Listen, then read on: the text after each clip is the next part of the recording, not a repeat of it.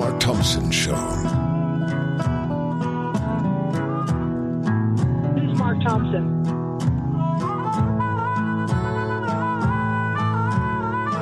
Hey, which one of you is Mark Thompson?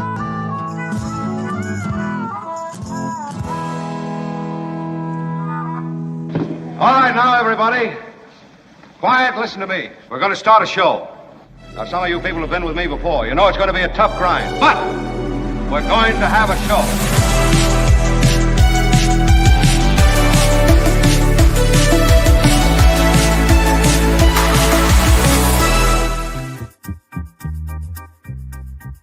Here we are, folks. It is, in fact, the Mark Thompson Show. He's not here. Similarly to what's been happening in Syria, the rebels have actually stormed the palace, and we've taken it over. And we are going to be doing the show all week while Mark does whatever it is he does. I'm Michael Shure, along today with Kim and Tony, who you know better than you know me. I just usually happen by here on Friday afternoons. But we have a lot happening today. A lot of news, a lot of weird, wacky stuff. We're going to try and get some guests in here. I'm here, so we'll probably talk a little bit of politics. But we have to lead with, there's a little jazz underneath, a little maybe Chuck Mangione. No. Chuck today. It's Luigi Mangione. Luigi, we got you. Luigi, we got you. So Luigi Mangione is a person of interest who was picked up in Altoona, Pennsylvania this morning. He was reported to the police by a McDonald's worker that he fit the description of the person who was wanted in the shooting of Brian Thompson, the CEO of UnitedHealth in New York last week, that we'll all remember has caused a lot of conversation. It's tragic. It is. It brings up talk of guns. It brings up talk of the insurance issues in this country. So it's been a fascinating week or so on that. But there's been a manhunt going on. We've all seen his pictures, and somebody in Altoona saw those same pictures, reported him. The name is apparently Luigi Mangione, and Luigi is from Baltimore, Maryland. He graduated from the Gilman School, which is a private, all-boys, exclusive school in Baltimore, Maryland. He was the valedictorian. Now, again, these are all early reports, and he is not accused of anything yet, Kim. So we don't know exactly what the story is, but he was picked up. He had a fake ID. He had a gun and a silencer similar to the weapon that was used at the killing in New York. And from here we go and we look. It's amazing to me that it took Altoona, Pennsylvania McDonald's to turn him in. If he went to this exclusive boys' school and was a valedictorian and had a persona that at least, the other 100 or so people in his class may have known, that nobody turned him in just based on that, because we have full frontal photos of his face. Right. What do we think? I mean, this is exciting police work, and exactly why they issue these pictures, and Well, they're crediting the pictures with being the reason that this person has now been arrested and is being questioned. One of the things they also found, along with a gun and silencer, I understand, is some kind of manifesto against the healthcare system. We don't know yet about why he feels wronged by UnitedHealth, or by the, what the real underlying motive was. Was someone in his family affected? Was care denied? We don't know. Yeah. And there you see on the screen there, these parasites had it coming. This was in the manifesto, the document. It says, I do apologize for any strife and trauma, but it had to be done. Again, I mean, this is why there has been sympathy for this shooting, not without remorse and regret over the loss of the life of a father and whatnot, but there has been sympathy because people are so at odds with the healthcare industry in this country, how healthcare is run in this country. It's a massive issue, and this may be a flashpoint for it. I mean, look at people who assassinated and killed to try and make points. It's very often crazy people, but it's very often people who, I mean, you go back to Gavrilo Princip killing Franz Ferdinand to start the First World War. I mean, you get there are people that have had enough and do this, and it doesn't justify it, but the sympathies are there. I mean, people, when John Wilkes Booth killed Lincoln, there were people who were sympathizers to the Confederacy who said this had to be done as well. And this political and sort of violence to make a point is certainly something we've talked about now in the country for a while. So it's interesting. So Mangione is also a folk hero now to a lot of people. I guess so. And what's interesting is, I guess there are all these, when there's a big case like this, there's these internet sleuths that pop out and they track down websites and they help police, and they look at the bus schedules and they do all this internet sleuthing for the police, and then they contact the police with information. And what's interesting is the regulars that do these types of things that help crack cases, they sat this one out. They all said, no, we're not going to help you find this guy. To what your point was, which is there is an outpouring of, I guess, sympathy is really the word for this man and what his reasoning may have been. So, yeah, I think that's what as somebody said, it's called him Robin Hoodie. That's Jules T in the chat saying Robin Hoodie. Yeah, in a way,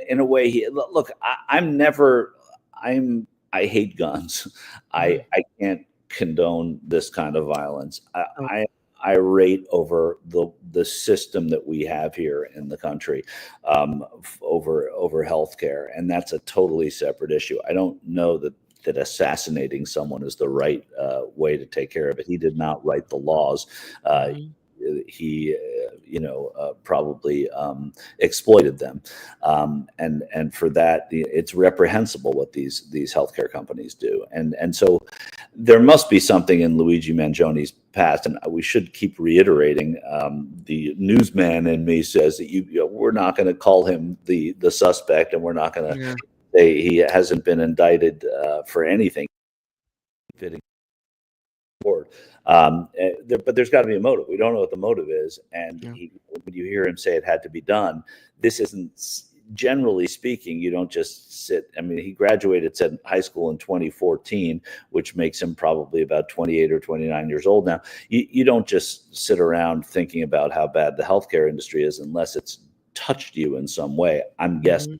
And so it'll be interesting to hear what the genesis of all of this is, and then how he's dealt with. There is something, like we said, something folk hero-ish about him.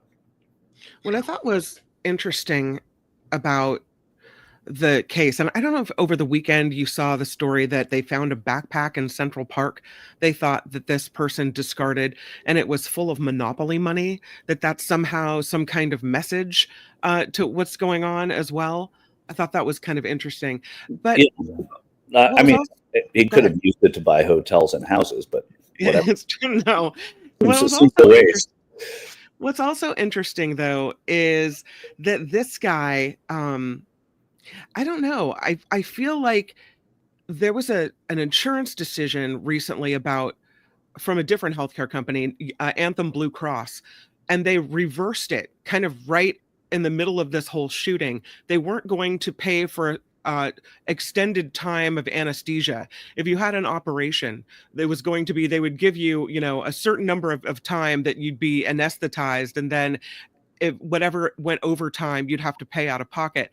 And this shooting happened, and then they backtracked, along with an outcry of, oh my God, are you serious? You're really going to do this to us, right? But it just seems, I don't know if it's related at all, or if the threat of violence or the anger of people, the kind of reading the room affected the decision on that, and that maybe this violence played a role. I don't know the answer. Yeah, I mean, I don't either. And there's a lot of conjecture, and it's a really interesting conversation. And if something happens from this, and it is actually the catalyzing event to huge changes in healthcare, and that is pie in the freaking sky. But if that's what happens, then something good will have come out of something horrendous here. I think the brazenness of it is what brought us into it in the first place. I mean, if this guy had been killed at home, nobody would have really thought about it in the middle of New York City that he did this. And it was so well thought out. What I would criticize our friend Luigi for, if this is in fact, I should. Oh, Luigi. There's Luigi right there. That does, those. That might be the man who shot the gun, and he's got his little. I wonder how many people from his life looked at that picture that the police put out and thought that kind of looks like Luigi. No, I know. That's what's so incredible is that that's where we are. But also, why is he in Pennsylvania? I mean, I would have thought the guy would be in Zihuatanejo at this point. Like there's no, to be somewhere like in Western Pennsylvania, and at this point seems like that's not the bet. Like everything he did worked except for that. So unless he wanted to get caught, maybe he felt and was buoyed by the outpouring of support. Maybe he thought, the internet sleuths aren't even on me. I got this one. The public is behind me on this. Yeah. No, that's true. I mean, if he thought he had a lot of fans, but he also is smart enough to know that fans don't make the laws in this country, and that he would go away from murder for the rest of his life now if this was him. So I don't think. I'm just shocked that he's still in the United States. I thought once he had escaped law enforcement, he would have gone. I mean, at the borders, obviously they're looking for this guy, but I still thought that he would have been someplace else. Well, it would have been tricky because now at every airport they have the facial recognition, right? And they had pictures of him. So he probably thought, well, I can't go to the airport because I'll get caught. So how are you going to get off country? Maybe a boat? I don't know. Yeah, but I mean, you could walk across the bridge in Juarez. I mean, there's so many ways to do it where you're really not looked at very carefully. I mean, I shouldn't say that to the fine people who work on the bridge in Juarez, but I've been back and forth many times across that bridge for work, and it's pretty easy to get through. But yeah, there is a lot. I understand also his misgivings about. A lot of people have his picture up on the wall right now. So there is that difficulty, and getting on a plane, clearly not easy. But I do think, like he could have gone across the Peace Bridge outside of Buffalo or gotten in a car with somebody and just been a passenger. I mean, there's so many ways of doing it. Karen says you need to go to a country with no extradition agreement with the United States. Well, I mean, there is that, right? I mean, there is that issue that he would have once he got to where he was going, especially if it were Canada or Mexico. But there are not a lot of countries to go to other than that, unless you get on a raft and go backwards. I don't think there's, but this is the only place where his plan went awry. You would have thought that he would have had this like down to a science. Like he did it so early in the morning. I'm coaching him now. He did it so early in the morning. That he could have just gotten into a taxi and gone to the airport, like taken his bike to the park, gotten into a taxi, which apparently he did, and went to the Port Authority. He could have gone to the airport before they had these pictures and they had this knowledge, and he could have been to one of those extraditionless countries that one of our viewers was talking about. So we don't know it's him. There's a lot that points to him in what we hear circumstantially now, and I imagine that it's better than likely that it's him. And then, who would have thought a McDonald's worker who maligned all the time McDonald's workers, especially when it comes to talking about minimum wage? Maybe they really should be raising that federal minimum wage. Altoona Mickey D's, did the big orange one make fries there? Is that where is that the McDonald's where he stopped? I don't know. Yeah, well, it is. Yeah, he was. Sorry, we don't know actually. It happened in somebody wrote it's Jake Gyllenhaal preparing for a role. I thought that's he does look like him. He does. Yeah. I think. Well, I mean, it happened in McDonald's. He was found in Altoona. I mean, that's where this is coming from. So I would put 2 and 2 together there. We'll bring that back up, Tony. What somebody was saying that he was in his bio. He worked for. They said, according to Luigi's bio, he is or was a data engineer with a company called TrueCar. We don't know if that's the case. Right. Yeah. Okay. Well, I mean, again, this is the school he went to is about as prestigious a school as there is, and it's not surprising, that this that is a fancy looking school. Yeah, wow. Look at the Gilman School. I mean, it's for real. Nice, So once at the police station, I'm just reading this now from NBC. Once the police station, the sources said officers discovered Mangione had a gun similar to the one used in Thompson's killing, as well as a silencer and a fake New Jersey ID. And you'll recall that when he checked into the hostel in New York, it was with a New Jersey ID. Suspected gunman allegedly used a fake New Jersey ID when he checked into. I already beat you to it. It was 2 senior law enforcement say Mangione had the name Mark Rosario on his fake New Jersey ID. 3 sources familiar with the matter say the suspected gunman checked into the Upper West Side hostel using a fake New Jersey ID with the name, you'll not believe this, Mark Rosario. So it does seem as if we have our man here. And it'll be interesting now to see what happens with him and where this conversation goes, because McDonald's guy gets a big payout. As Nola Fidian says, there was a $50,000 reward for the shooter. Does the McDonald's guy get the money? I think he would get the money. Oh, I would imagine so. And I think, and I don't know where that reward comes from, but there was also another. I think there was an FBI reward last Wednesday in Midtown Manhattan. The suspect was. What can we roll that, or that's Tish? That's the police commissioner in New York City. Mm-hmm. But he's trying to figure it out. That's all right. Yeah, here she is.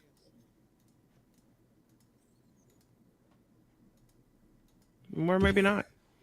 Well, obviously breaking news this morning. I'll give you a second. I'll refresh it. Hold on. Oh, yeah. It's okay. I love this comment, because this is what I thought when we heard his name was Luigi.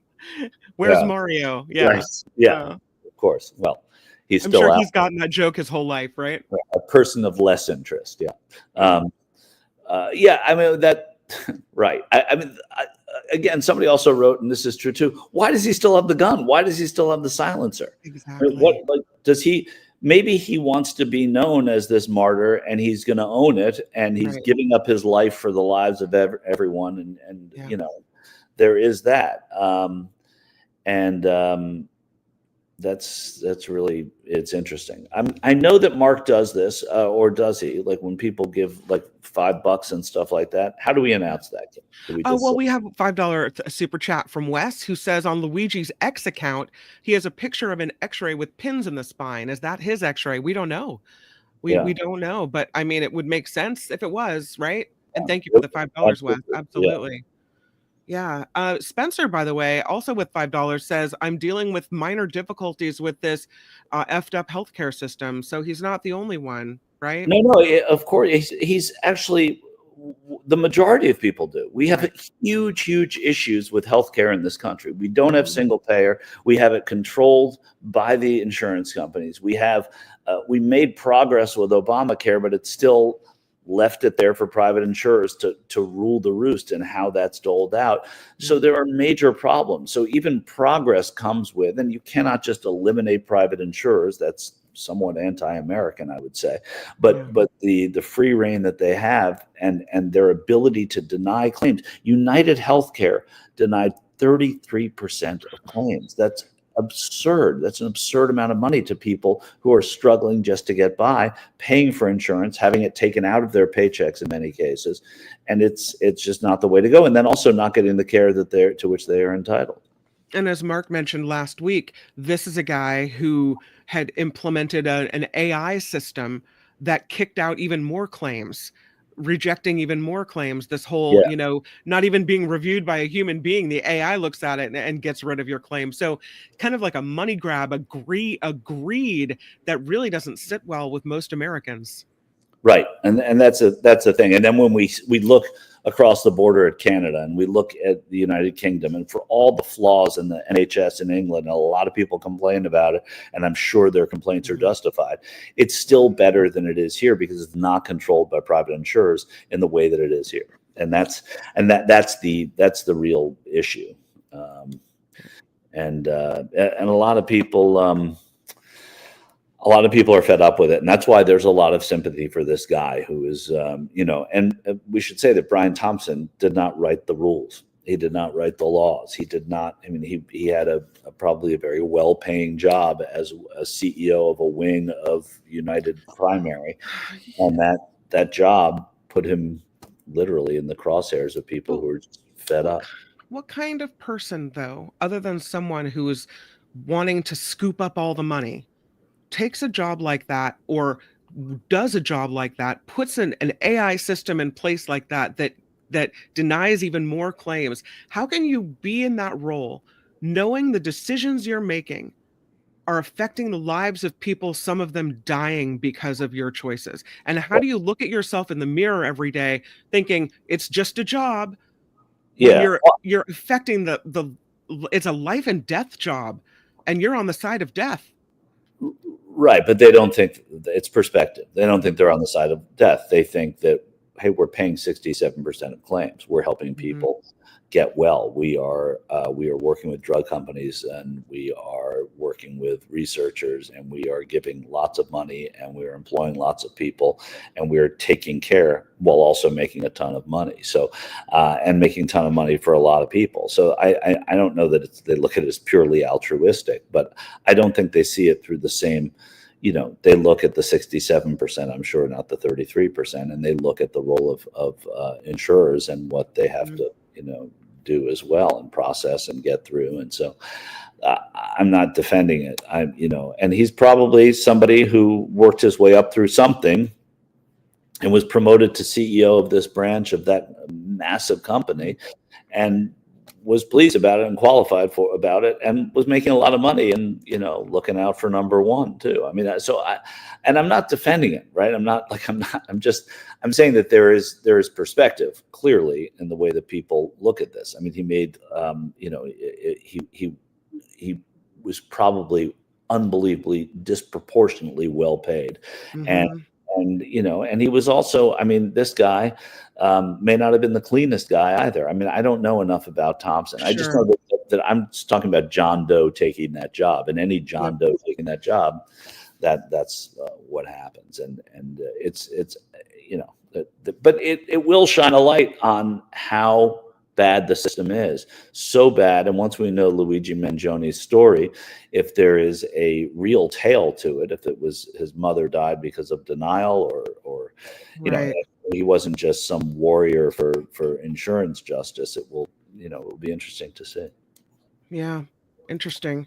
A lot of interesting comments too. Healthcare should be a nonprofit, right? Silicon Valley. Health insurance could be nonprofit, but they're greedy, says Gordon. Yeah. Right.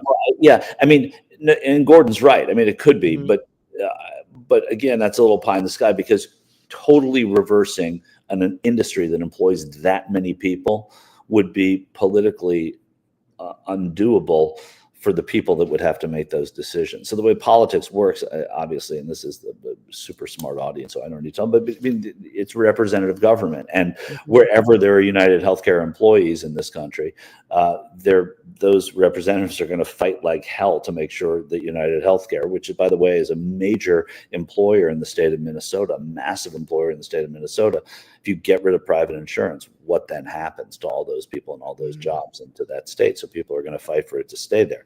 They just have to change the rules by which it is done, and maybe sort of gradually take us to the point where we get rid of it. And maybe that's what the viewer meant, because it's the problem is politicians, right? And politicians representing the people that work at these places. The politicians come after the place, right? But if there are enough of them in your district, you're not going to fight to eliminate them.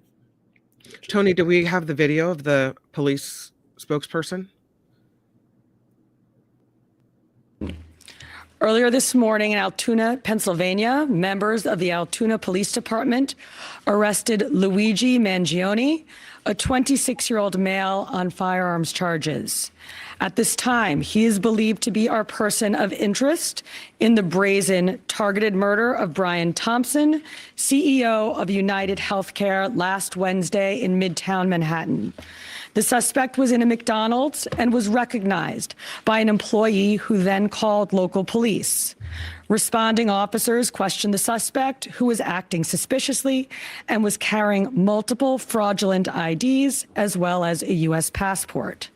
Upon further investigation, officers recovered a firearm on his person as well as a suppressor, both consistent with the weapon used in the murder.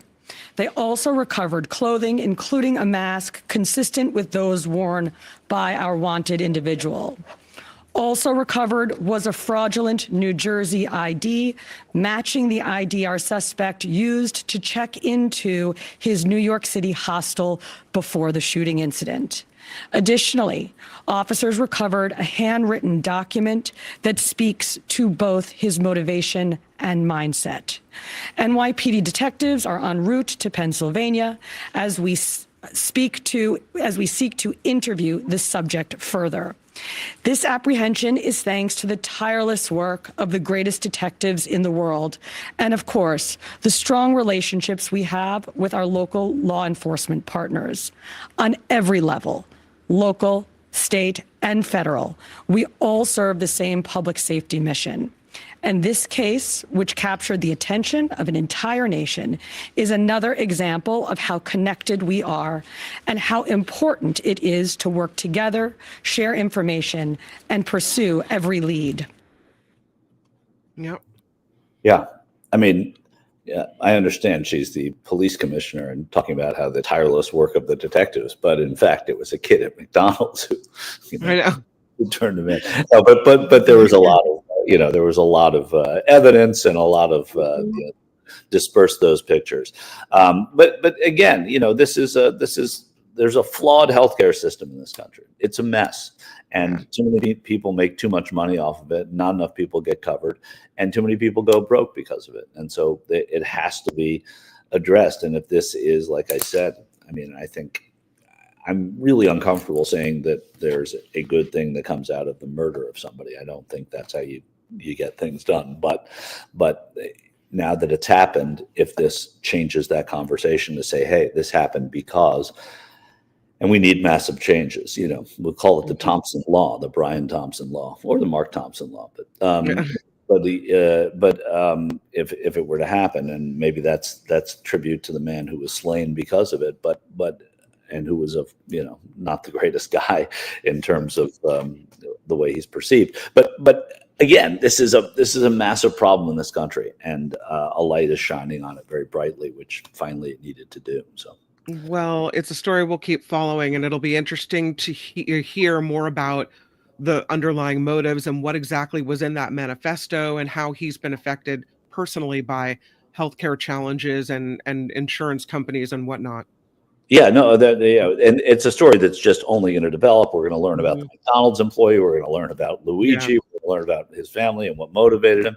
And, a lot of people are going to be pissed at the McDonald's employee. That sounds crazy, but there's going to be a whole conversation about, hey, he's fighting for you, man. You're working at McDonald's. But, I can imagine that's going to happen. So those rewards get up to a point where it's hard for a McDonald's worker to say no to $50,000 or more.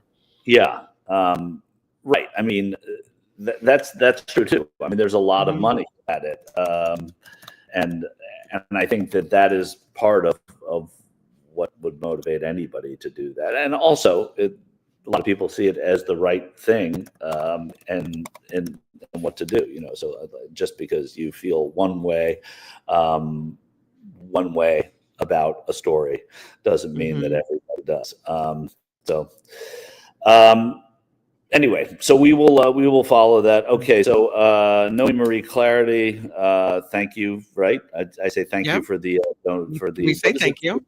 Super chat. I know we say thank you, but what do we call it? The super chat. It's the super chat. Yeah. All right, Noe, thank you. Can you give listeners the rundown as to how Reagan's deregulation led to today's healthcare. I mean, yeah, I mean, the increase in U.S. healthcares in the 1980s happened because of deregulation. I mean, there's no question. The problem was we were also getting healthier, and so people were living long in other countries, and we were trying to keep up with that because longevity here wasn't happening. So they felt that it had to do with the Reagan era. A lot of people feel it had to do with the Reagan era deregulation that caused this, and so I think that push toward deregulation probably had something to do with it. I don't know, but at that time, you had hospitals, you had healthcare providers, you had medical businesses that, rather than healthcare like providers, which is what they had been for a long time, they became massive businesses because of deregulation, and they were motivated by the dollars much more than the care. And I could see how that would have been sort of the butterfly effect of that here that could take us where we are. And so again, I'm not specifically well versed on that, but I do know that there was a problem at the time of Reagan, and the deregulation meant that every business in this country every provider in this country could turn into a business and make a lot of money doing what they were doing for a lot less money earlier. And there could be an argument to be said that healthcare insurance in this company should not be for profit. I mean, people who run it should make a living at it, but then that's a conversation I'm sure that's going to come out of all this. We got another super chat from Luis with $5 who says, when being a D-bag is a pre-existing condition, your claim for compassion and sympathy is likely to be denied, and it's why people are ambivalent. Yeah, I mean that's a take that a lot of people have, and I get it. Like, look, I'm not defending Brian Thompson. I'm more defending or more uncomfortable saying that you got to go out and kill somebody. Yeah. A dad in order to make this point, and people will say, they kill people every day by denying claims. Yeah, I can make that connection. It's different, but it's certainly a conversation, and it's a defensible position. I hate guns so much that I don't think the way to get things done is on the other end of a gun. Later in the show, I don't want to overpromise, but and I don't even know if it's an overpromise. He's just a lawyer, but Josh Koskoff, who prosecuted or led the case on behalf of the Sandy Hook families against Alex Jones, who is representing the Uvalde families and who is well spoken on as a malpractice attorney and America's gun lawyer right now on all these issues, is hopefully going to join us in the second hour to talk about this, to talk about updates on Alex Jones and maybe even the politics of guns in the next 4 years. So it should be an interesting conversation later on. That's where we are. So I think that now that we have heavy, do we want to do a little bit of light, Kim? Because I saw some, man arrested in Pennsylvania had a ghost gun that may have been 3D printed. He was searched by local police at McDonald's. He was in possession of a ghost gun that had the capability of firing a 9mm round and a suppressor. Kenny added the gun may have been 3D printed, and the police will learn more details after ballistics testing. So, interesting. Yeah. Yeah. Which it seems to me that it would have made more sense for him to get rid of that gun, since he could probably just 3D print another if he wanted it. I don't know. Maybe that's naive. I don't understand why he still had this stuff. I honestly don't. I mean, he had a bit of a, I wouldn't say death wish, but like I think he was enjoying. I think you hit it on the head, Kim. He was like enjoying the celebrity here, and the fact that there were people who were like, "Hey, this guy did the right thing." So this is not necessarily light, but I don't know. You remember the Jim Jones church and the murder-suicide that happened in Guyana? In Jonestown, the Jonestown massacre, right. There's a move to make that site of the Kool-Aid drinking murder-suicide a tourist destination. Beautiful. Are we surprised by this? Because I know It was there's middle these, of the jungle in Guyana. It's not even right. on the shores of Guyana. I No. can't. And by the way, let's clear this up. It wasn't Kool-Aid. We say drinking the Kool-Aid. That's Right. the origin of that. It was Flavor Aid. That's what he Oh, used. my bad. I'm No, sorry. it's not your bad. It's the world's bad because now it's saying like, oh, he drank the Kool-Aid. It wasn't Kool-Aid. What was But yeah, Flavor Aid? Who knows what that is? nobody knows what that is. It's No. not as good as he drank the Flavor Aid, but try saying he drank the Flavor Aid. Yeah, I mean, talk about like, people making money off of stuff that they shouldn't make money off of.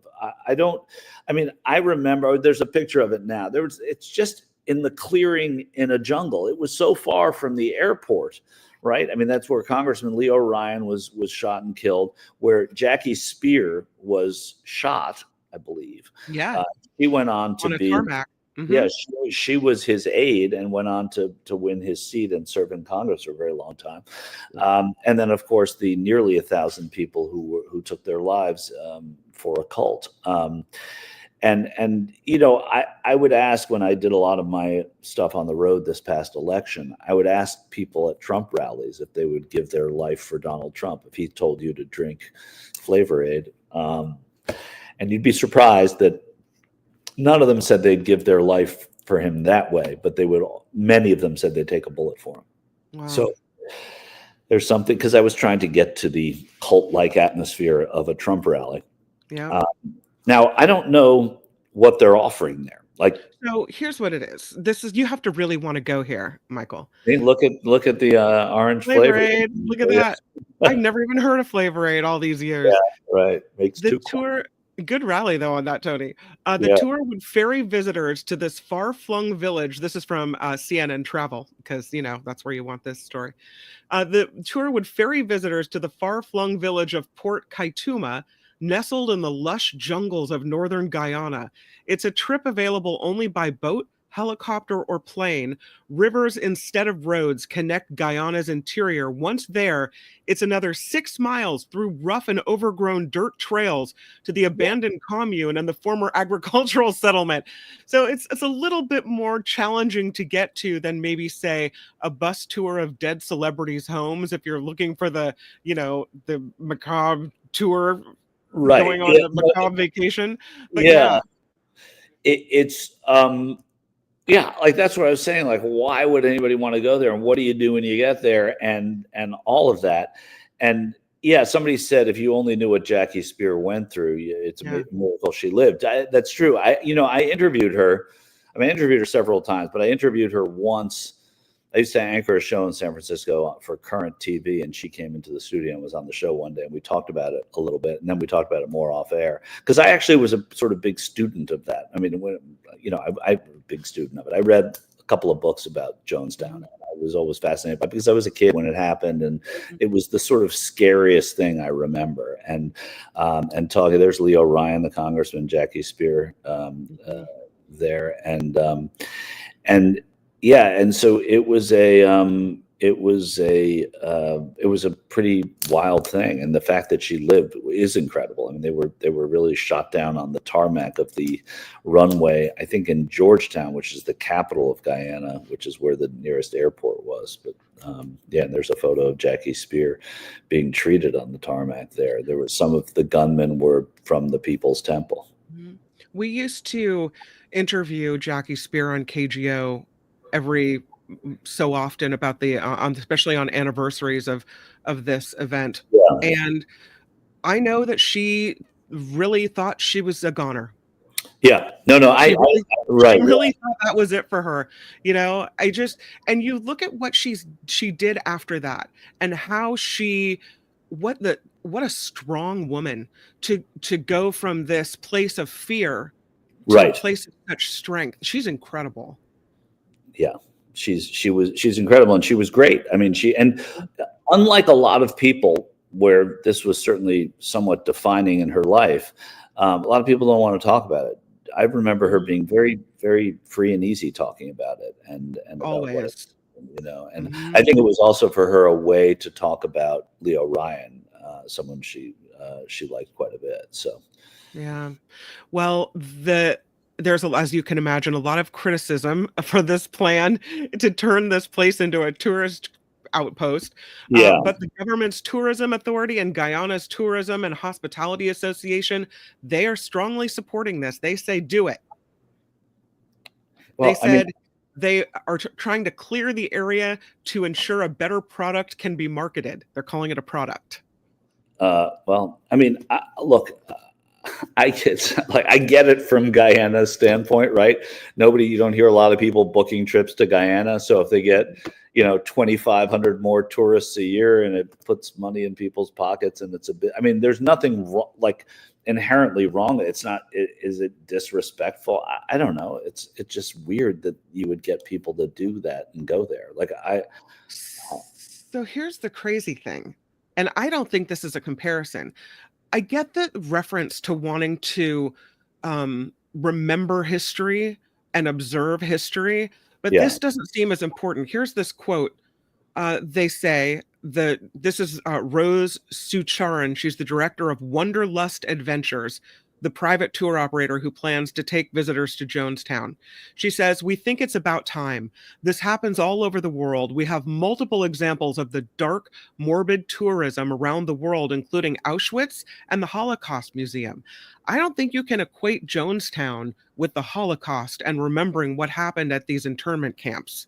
No, not even close. And that's history and a museum. If you want to put a museum in Guyana about what happened there, that's one thing, right? It's tribute to the people that died. It's it's an alarm for what can happen with cults. It is, there's morbid history, and people can go look at morbid history if they want. But to equate this with the Holocaust, right? It's absurd, right? What are some of her other tours? I'm curious. Somebody, Tammy, wrote in the chat, which I thought was funny, was that maybe it will be a future Trump property. Trump.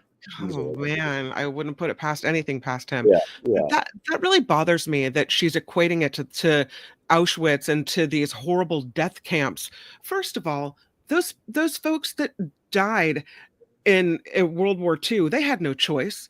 They had no say. No, it's not. It's so. They didn't grab a cup and drink it willingly. Ridiculous. There was outlandish to single-handedly eliminate a race of people. These were some, disturbed people, some sad, pathetic people who gave their lives to a man who was a man who was worse than anybody, and it was just absolute lunacy, and they cannot be equated at all. There's nothing you can really. I can't imagine what you could compare this to. There's almost a kitsch about it because these people went voluntarily and did these things, and. But I understand Guyana saying, if you're dumb enough to come back and look at this, we'll take your money. We'll take your money. Yeah, I think absolutely. So it's kind of crazy. But anyway, wait. Now there are people saying that where is Mark? Right, Mark's gone. Oh, Mark is off for this week. Yeah. So Michael Shure and I will be here, and Tony and Albert, keeping this ship afloat. As a matter of fact, Luis throws down a couple bucks and says, "Yay, the fun firm of Michael, Kim, and Tony." So we'll MKT, we're here all week. There it is. A is joining us, yeah. So we're good. And if there's stuff that you guys want to hear and have us talk about, we'll be glad to do that. And I just got confirmation that Josh Koskoff will, in fact, be joining us later in the show. So it'll be an interesting conversation because it will tie together a lot of stories that are going on now, both about politics, about guns, and about the insurance business, because he's a lawyer who has worked in malpractice for a very long time and knows so many of the ins and outs and the problems of the insurance business. And he fights guns. He put his law firm, I shouldn't say him, but he's the leader, put Remington out of business, out of business, the Supreme Court. In a Supreme Court ruling. So both the Connecticut and the U.S. Supreme Court. He's as effective a gunfighter in the country, or an anti-gun person, as we know, and so he'll also be able to talk a little bit about, hey, it was a gun that brought Brian Thompson down, but brought all this attention on the problems in insurance in this country. Did a gun do a good thing here? It's an interesting conversation. I'm reluctant to ever say that, but we got a confirmation this morning on the Mark Thompson Show from Michael Shure that you will be attending the Mark Thompson Show holiday meetup. Woohoo! It's very exciting. Saturday the 21st, 5 to 8 Pacific. Sign up at our PayPal with a $50 donation to lock up a spot. Meet up with your donation. Oh, note that it's for the meetup with your donation. Mm-hmm. Note meetup with your donation. Mm-hmm. And then you got to send the RSVP email to let us know. Right, and then there will be it will allow us to afford punctuation in our little slides. So that's exactly right. Meet up with your donation. And so, I'm sorry. I'd like to apologize to the Michael Shure community. Yeah. Right. But this is going to be fun. So it'll be, you are going to be there. I'll be there. I think Tony's going to be there. Mark will be there, of course. We've got John Rothman, who says he's going to stop by. Who else? There's a bunch of people. Jefferson Graham says he's coming by. Michael Snyder will be there. So it's going to be fun. That's great. You know, I don't know a lot of the people on the show because I'm only there when I do it. And one of the things I'm most excited about this week is I get to play Friday Fabulous Florida. Oh yeah. You know, and did I get it right, or is it Florida Fabulous Florida? Yeah, I used to do the same thing, Friday Fabulous Florida. I can't wait. Does it really matter though? You know. Yeah. I don't think it does. So Angel in the Bay Area just gave us a $5 super chat. Thank you for that, Angel. I'd like to hear "Damn the Torpedoes" by Tom Petty. Ask what we want to hear. Yeah, so we'll play that a little later in the show for you. I don't think we have the licensing on that. No. Yeah. No. Something else. I can't even get a mug, so I'm sure that Mark hasn't paid the licensing on Tom Petty. Are you getting a mug for your appearance this week? Is that what you're getting? A big mug, maybe a non-denominational holidays T-shirt. That'd be good. Well, hopefully there's some denominations in the mug, if you know what I'm saying. But yeah, I've been promised a mug so many times that you know, it's like it's an empty promise at this point. Yes, we're getting you a puppy. Yeah, I don't think it's happening. Right. Getmarkmerch.com is where you'll go. It's a revamped website with all new things for the holiday season. There's the mug, chit chit chit. There you have it. Getmarkmerch.com. You'll find some funny t-shirts. You'll find show t-shirts, the classic and original, and then you'll find the happy non-denominational holiday shirt, which has been really popular so far. Yeah, that's great. Go there and buy stuff and tell them that they ought to have Mark send me a mug. Exactly right. One of the things that you also don't know what very much about the show is that I'm never in the comments, and there are a lot of people that are saying a lot of really interesting things in here, and they all it's a nice little community of the Mark Thompson Show. Yeah, it's very cool.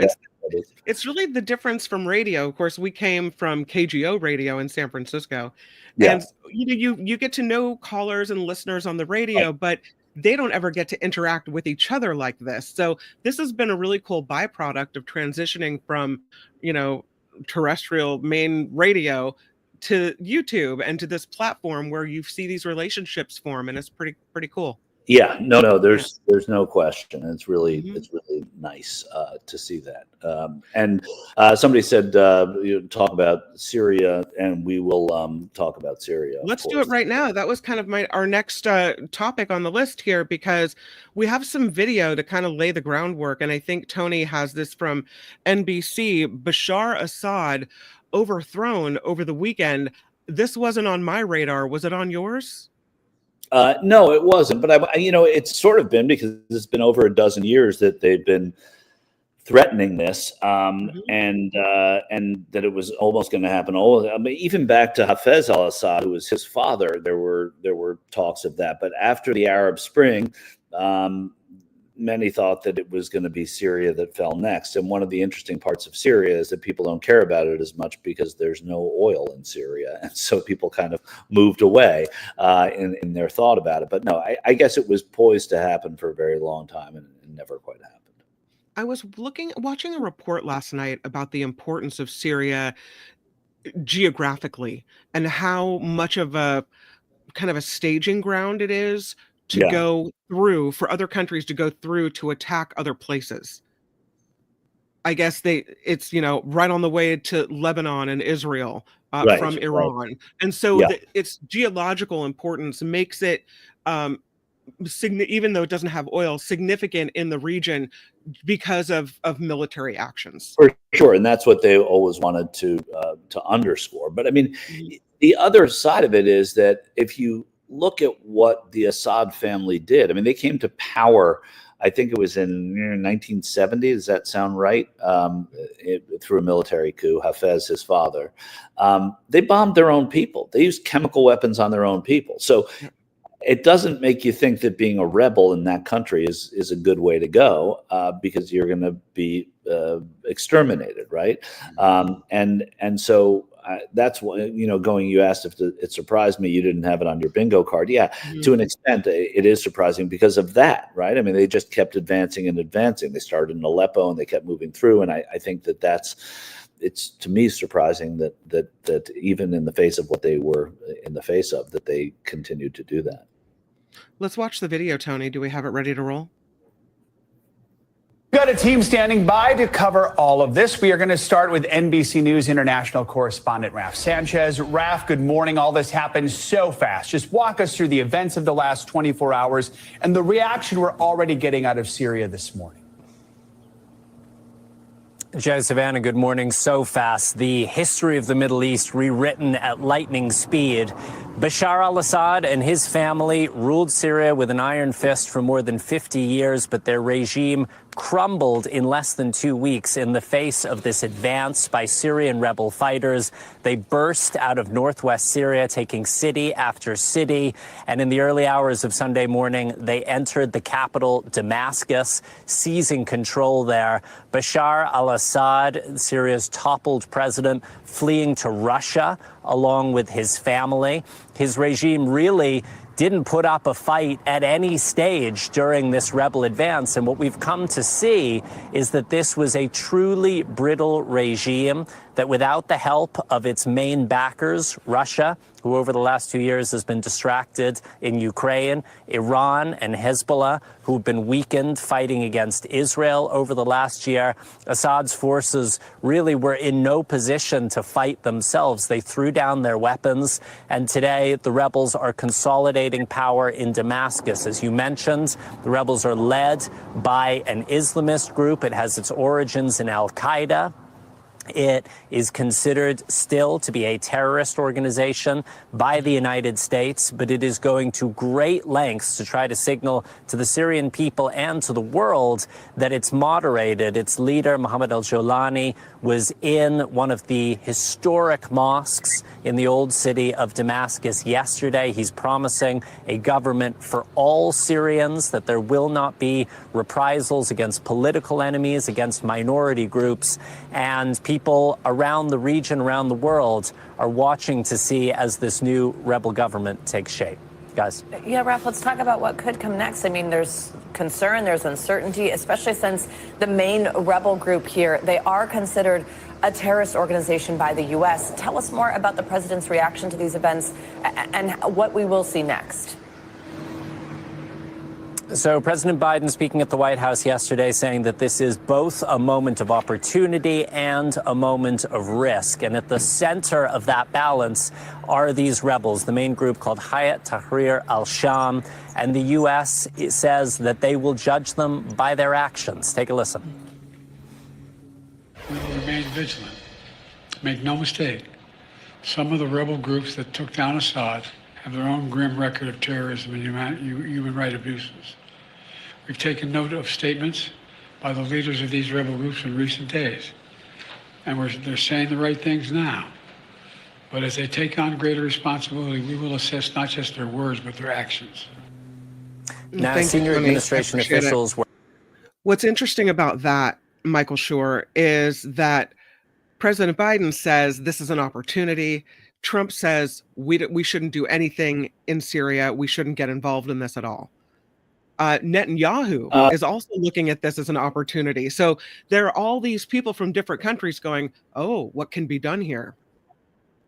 Well, yeah, and this happened because of what else is happening in the world, right? I mean, there are other conflicts going on, like Russia and Ukraine, like Israel and Hezbollah, right? And Hezbollah and Russia, what are they? They're Syria's biggest allies, and they were busy when the call came for help, right? They had their own fish to fry, and so what you're looking at is almost a coup of opportunity here, right? I mean, it reminds me. I always think of this. There was a I think it was in Indiana or Illinois. Dan Quayle was campaigning for vice president, and so was Lloyd Bentsen. This was in 1992. This is a great political story, but it was a small town, and they happened to both been in the same place on the same day. I may be wrong. It might have been Quayle and Dukakis, but whatever it was definitely Dan Quayle and I think Lloyd Bentsen, the Democrat and the Republican, running for vice president at the time. And 3 banks were robbed in that town on that day because they knew that all the police were taking care of the vice presidential nominees, right? And in this small town. And so that's sort of what happened here, right? I mean, you had Hezbollah, who always came to Syria's aid, and they're fighting their own fight right now. You had Russia that always came to Syria's aid, and they don't have the aid to give right now, militarily anyway, because they're so concentrated on Ukraine. And so these rebels took the opportunity, and it happened virtually in the whole scheme of history overnight, right? It was across 10 or 12 or 13 days. But by the same token, it was an incredibly quick thing. And so I think what makes this a better, if such a thing, a better coup and a better toppling is that it happened from within Syria. It wasn't the United States sort of pulling strings and saying, go in. It wasn't the Russians saying, don't come in, we're going to fight you. Yes, of course, there are implicit help and there's implicit urgency, but I think that's what makes this it's kind of a homegrown coup, which is, I guess, how coups ought to be. And so I think that it's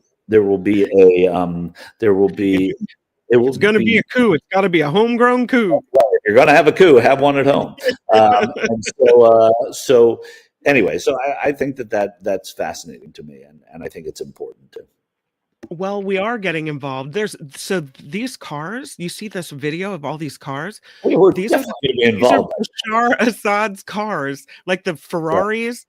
They're like rows, and you see this extreme greed and wealth, and in a country where people are poverty stricken, right? And he's got all these rows and rows of Ferraris. I don't know what that is. Are those drugs? I don't know what we're looking at. Crazy. Yeah, I don't know, and we won't know. And somebody called me an idiot host, so I guess I'm officially no, because I said it didn't happen within Syria. Of course, it happened within Syria, and it said they're all outside fighters, right?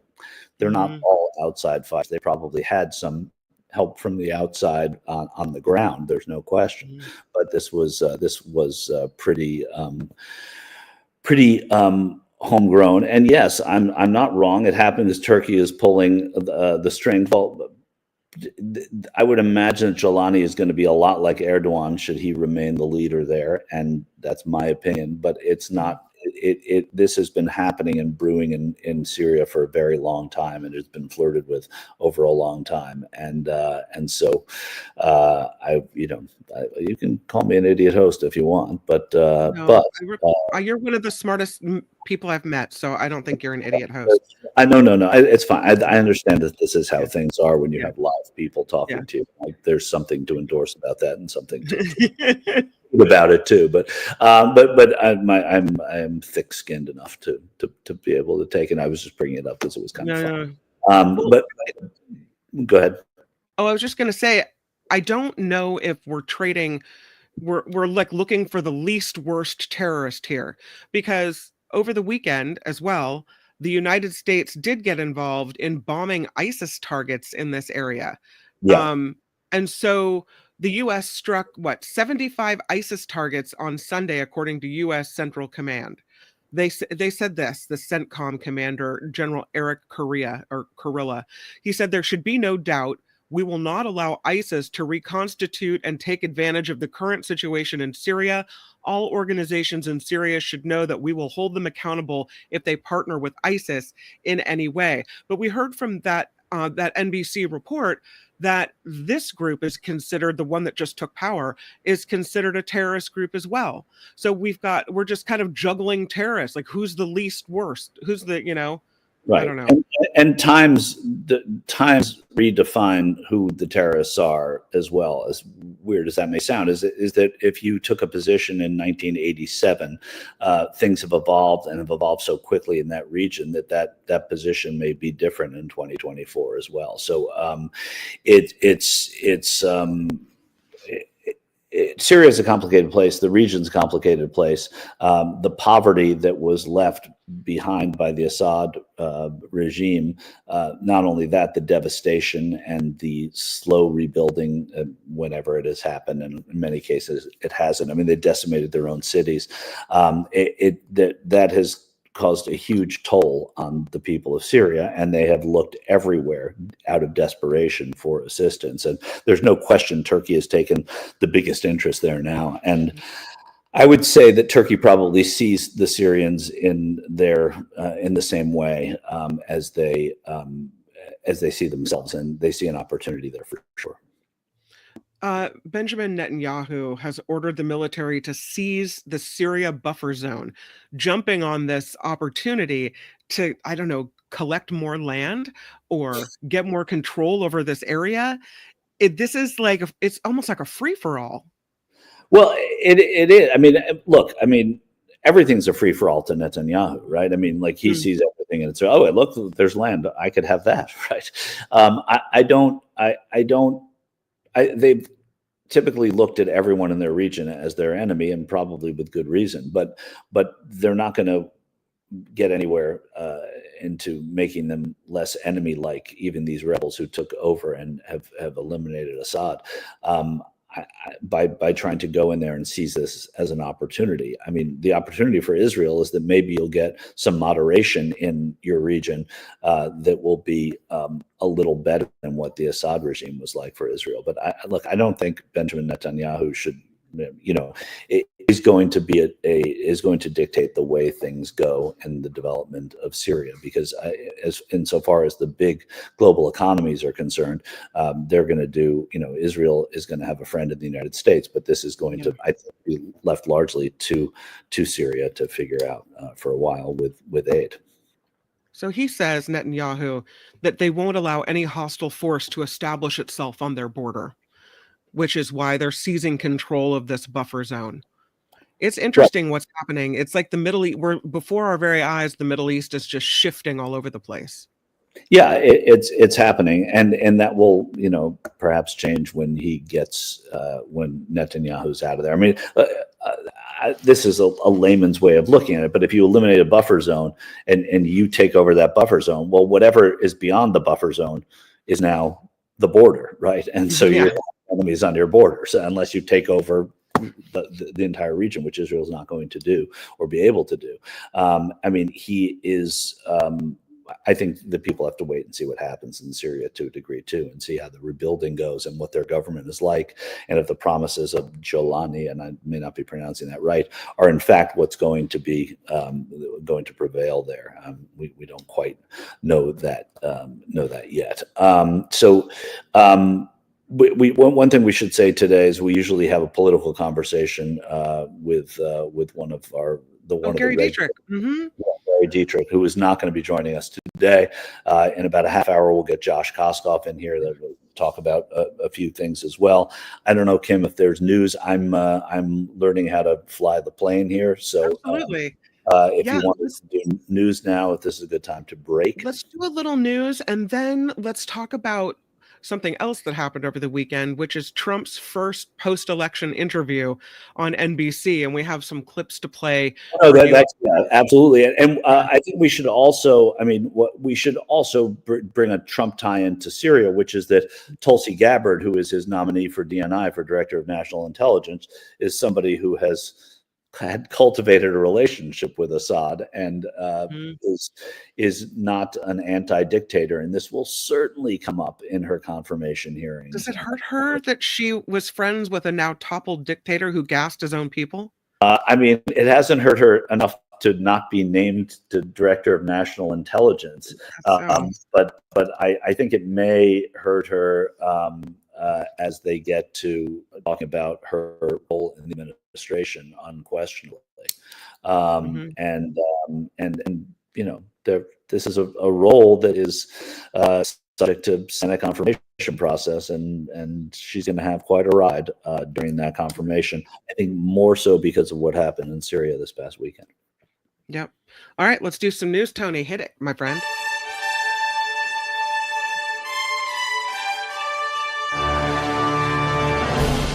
On the Mark Thompson Show, I'm Kim McAllister, and this report is sponsored by CoachellaValleyCoffee.com.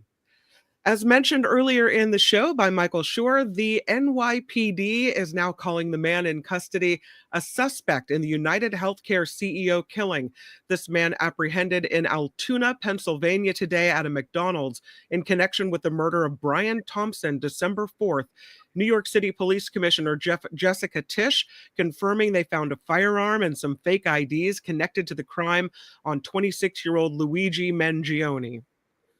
The Marine veteran charged in a deadly New York City subway chokehold has been acquitted. Daniel Perry was charged with manslaughter and negligent homicide in last year's chokehold death of Jordan Neely on a subway train. The jury found that Perry not only Penny, not Perry, Penny.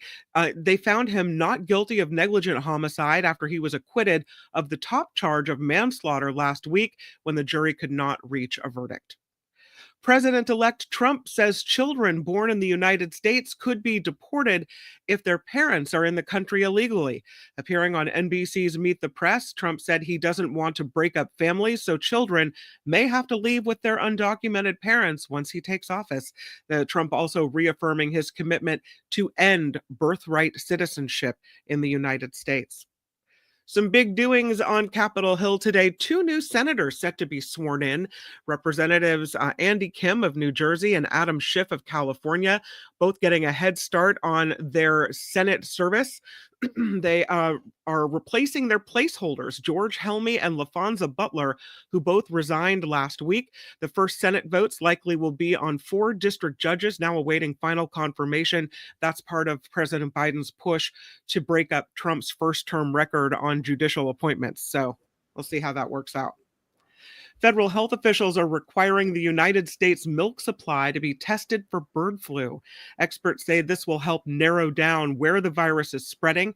Baylor infectious disease expert Dr. Pete Hotez says nationwide there have been more than 700 dairy herds that have been affected by bird flu.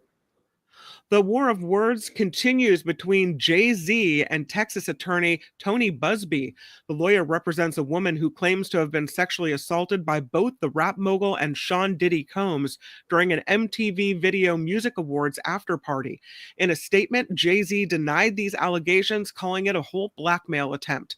Busby says his client never demanded a penny, and instead she only sought a confidential mediation. So, now we have Jay-Z pulled into this mess. TikTok is asking for an emergency motion to stop a law banning it from going into effect next month. A court filing today, ByteDance, says this temporary pause would give the Supreme Court time to review the law. This comes after a judge rejected the China-based company's challenge to the law in a federal appeals court, the law being that they have to either disband or sell the company to American interests, or they can't operate here in the United States. We've been following this story, Michael Shure. This is one out of San Mateo County. People have been trying to get the sheriff to resign, and now they're reportedly offering Sheriff Christina Corpus a huge chunk of cash to walk away. She says she will not, but according to KGO-TV, that's ABC in San Francisco, county officials in San Mateo offered Corpus $1 million and 4 years of medical coverage to leave her post. The sheriff and her lawyer declined the offer, and county leaders reportedly indicated that they will offer her even more money. Corpus has said the allegations that she fostered a culture of intimidation and retaliation are blatantly false. She's calling this an old boys network, and she is refusing to resign. Nope, staying in that spot. Members of the Bay Area Syrian community are celebrating the fall of the Assad regime. Dozens of people gathered in San Francisco's Civic Center Plaza Sunday, celebrating what they call a new beginning for their home country. Many residents said they fled to the United States because the Assad regime was oppressive, and now that oppression, they say, is gone. A rebel uprising in Syria led to President Bashar al-Assad and his lieutenants fleeing the country, ending Assad's family's 50-year rule of that country. I think Assad fled to Moscow is where he was headed. Former Yankees star outfielder Juan Soto is joining the New York Mets in a record-breaking deal. Multiple reports say the 26-year-old slugger has agreed to a 15-year, $765 million contract. The deal reportedly includes a player option after 5 years, making Soto the highest paid athlete in the history of professional sports. Is it warranted, Michael Shure, you think? Is he good? How do you ever say it's warranted? But I mean, it's warranted if the Mets are making that much money. Sure. I mean, I never begrudge his. He's a great player, right? I mean, he's a difference maker. The Yankees didn't win the World Series, but he's a massive baseball player, and these people in these teams have massive amounts of money, and all the power to the players who can get people to pay this money. I don't know how baseball's going to sustain. It's a bigger conversation as a sport, because I think they're losing their audience is down from where it was even 15 or 20 years ago. So, but they're still paying the big numbers, and apparently they're getting enough seats in the and they're selling enough merch to make it work. Yeah, that's a big payday. It's a crazy payday. It's a crazy payday. No. The 2025 Golden Globe nominations for Best Motion Picture Drama are out. Sci-fi blockbuster Dune Part 2 is among the nominees. Also nominated The Brutalist, A Complete Unknown, Conclave, Nickel Boys, September 5. I haven't heard of that one. The Golden Globes are held January 5th. So. By the way, I'm 0 for 6 on seeing the movies that you just named. Oh, none of them? Not even Dune? No? Not even Dune. Dune stands apart from that list because I've heard of it. Yeah. The other ones I'm pretty sure I've never heard of. So when I go to the movies, usually it's a kid movie. The most recent movie I saw was Moana 2. This is my life. So no, but everybody saw Moana 2. And when I had a kid, I would have seen Moana 2. I saw her here like 1,000 times when my son was. Well, you still do have a kid, right? No, I still have a kid. Yeah, no, but I mean, when he was the God, that was terrible. No, I sold him. Sorry, I forgot. But when he was a kid, when he was the age of going to see Moana 2, right, and he would want to go every other day to see whatever. He's great. Yeah, to the big movies. This report is sponsored by CoachellaValleyCoffee.com. Today, I have the mango iced tea in my cup, and it is good. The winter solstice tea, so good. They have the holiday blend coffee, the best coffee you will ever taste, according to Mark Thompson. And Courtney and I are addicted to the Coachella Valley tea. So good. And you can get the exclusive Mark Thompson Show 10% discount. All you have to do when you get to the checkout is type in Mark T, and boom, that 10% comes right off your total. A great holiday gift, and really wonderful if you haven't tried it. CoachellaValleyCoffee.com.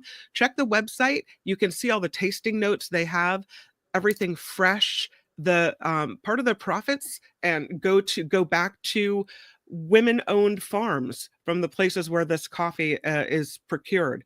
So there's a lot of reasons to support Coachella Valley Coffee. Number one, though, for me, being that they support this show and that their product is absolutely amazing. So there you go, CoachellaValleyCoffee.com. I'm Kim McAllister, and this is The Mark Thompson Show with Michael Shure. The Mark Thompson Show.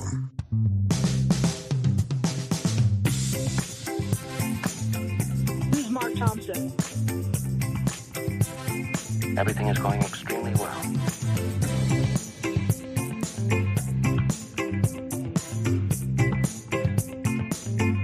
got going here is a situation. You people are crazy. You just don't get it, really. You don't. I cannot believe it. It's fantastic. Thompson, party of four. What are you doing? You cannot say you love your country. Sayonara, sucker. Good day, sir. Why are you yelling? Seriously, what the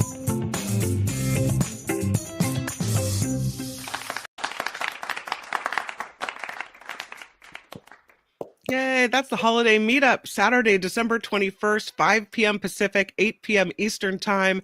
You can sign up at our PayPal with a $50 contribution, locking up a spot for this party. Note in your donation that it is for the meetup, and then RSVP via email to mtsmeetup@gmail.com. Let us know you've done so, and that'll lock up a spot for you for the Mark Thompson Show holiday meetup. And it'll be a really fun one. A lot of people coming along with Michael Shure. So it'll be good to have you and be able to chat with you in that way. I'll be glad to be there. And I'm glad to be here, too. I'm glad to be making just under what Juan Soto will be making for the Mets. And it's great. I mean, there's nothing worse than the guest host. There's nothing worse than the substitute teacher. I get it. But you guys have been kind, and we'll have a good week doing this and have a lot of fun. Absolutely. And I'm totally cognizant of the fact that whenever when Mayim Bialik was hosting Jeopardy, for example, it was a groan. But we're gonna have fun this week, I promise, and we're gonna have a great time, smarter and do all those things. So thanks to you, Kim. Thanks to Tony. Thanks to Mark, who the coup worked and he's gone, but he may try and take power back. But we should go over fled to Moscow. Right. The president-elect, I guess that's how we got to say it. The president-elect was on with Kristen Welker on Meet the Press yesterday. Donald Trump talking a little bit about what is ahead, and we can listen to him now. I don't know which clips we're going with first, but let's throw them on and listen to the former president and the future president talking about some of the things he's going to do in his next term, and I think there will be a lot for us to discuss coming out. One of the first things we have is the moment he said, finally admitting that Americans might actually have to pay more for things because of his tariff plan. So that we may end up, as this whole election was about, much of this election was about our pocketbooks, right? And how much we're struggling and how much the price of gas and eggs cost. And here he comes with the tariff plan and he's promised to bring costs down. Now we have him admitting maybe we'll have to pay more because of all this. I think we have the cut, Tony, if we can play it. But that's pretty big admission here. To lower prices, you are now proposing tariffs against the United States' three biggest trading partners. Economists of all stripes say that ultimately consumers pay the price of tariffs. I don't believe Can it. you guarantee American families won't pay more? I can't guarantee anything. I can't guarantee tomorrow. But I can say that if you look at just pre-COVID, we had the greatest economy in the history of our country. And I had a lot of tariffs on a lot of different countries, but in particular China. We took in hundreds of billions of dollars, and we had to lower. Right. Yeah. Don't guarantee anything. Pre-COVID, we had the greatest economy in the world. Pre-COVID, Barack Obama was president. And so you've got to take everything he says with a grain of salt. Again, I'm going to refer to the fact that I've been immersed with Trump voters now for a very long time, going out on the road in different places and talking to them and hearing what they have to say, saying all of them, when I would say, is a tariff a tax? They would say, no, a tariff is not a tax. Well, a tariff is a tax. Even he, now that he's won, is basically saying that because he can't guarantee that there's not going to be more spending from families. As a president-elect, he should be saying, yes, of course I can. That's what I ran on. That's what I'm going to do.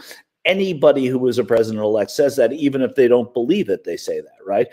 George Bush said no new taxes. And so George the senior, this is a crazy position for him to take, to say, I can't guarantee tomorrow under any other circumstance. However, he lives within a different reality, and one that he is now justified because people will be okay with whatever it is he says. I interviewed a farmer in Iowa and a farmer in South Carolina during the tariff period. I guess it was around 2017 when Trump was president. Maybe it was 2018 going to those midterm elections. And they all said the tariffs were hurting them, but they think it might be a bitter pill to swallow. It's medicine now. You're going to get worse before you get better. That's how he advertises these tariffs. But again, there's no structure to it. There's no real plan. And he keeps talking about his old economy, and it's a lot different now. He also had something to say on Pete Hegseth, looking at his Secretary of Defense nominee and his drinking problem. And we have a clip about this one as well.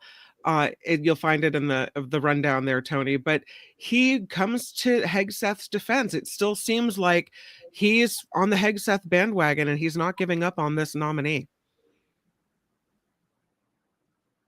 We have it, Tony? Give me 1 second. Fine. Okay. We'll give you 1 second. Yeah, I mean, and that's what any president would say. We should say ahead of time, this is his nominee. So until it's time, that's what happens. I guess so. I don't know. I just feel like when all of this is coming out, because now you have not only allegations of a sexual assault and of mistreatment of women at these new nonprofits in New York, allegations of financial mismanagement, and now you want him to oversee the Pentagon, and you have allegations of drinking on the job. So according to his Fox News colleague. So it's like that. It seems to me, that the one after another, all of these things are mounting. I don't know how much it takes for you to go backing away from someone to say, maybe this wasn't the right choice for such an important position. Yeah, I don't think presidents do that, and they don't do that, and they allow it to evaporate, or they allow senators to say there aren't enough of us, and that's sort of what's happening here. I think Trump is accustomed to people saying that his nominees, from Brett Kavanaugh to Rex Tillerson to Pete Hegseth and Matt Gaetz, are not qualified for the jobs that they've been assigned, and he sticks with them until they decide it's time to pack it in. Or, typically a group of senators would go and say, hey, Mr. President-elect, we don't have the numbers and you should probably withdraw him. Then he would go to Hegseth and say, you should withdraw. That's kind of how. Let's take a look at the video. I think Tony has it. Do you have it? Which one am I looking for? Pete Hegseth? I'm That's sorry. okay. I'm still trying to queue up that one. Tell me about Tony when I was signed up to do this. I'm sorry. Unbelievable. It's all right. It's No just worries. MSNBC, because it's through MSNBC, and they just put too many clips and it keeps running another ad, so I have to watch another 30-second ad and then we it don't starts want it to over. see the ads, So no. I can't find That's the all Hegseth. right. Which one did you want? I was looking for Hegseth, but we already kind of Okay. talked about it. But you know Sorry. what? He also mentioned that he is going to try to eliminate birthright citizenship for people. That was a big one. Says he'll pardon January 6thers on day one.